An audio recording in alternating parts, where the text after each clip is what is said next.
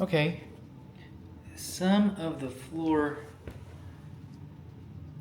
the butt joints are swollen a little bit. That's usually an indication that there's been a moisture issue here. A little corner right there.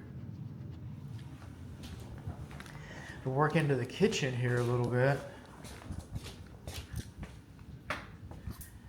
Some of this flooring,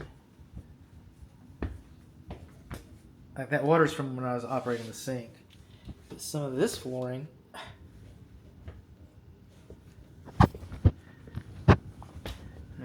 feels kind of weak a little bit underfoot.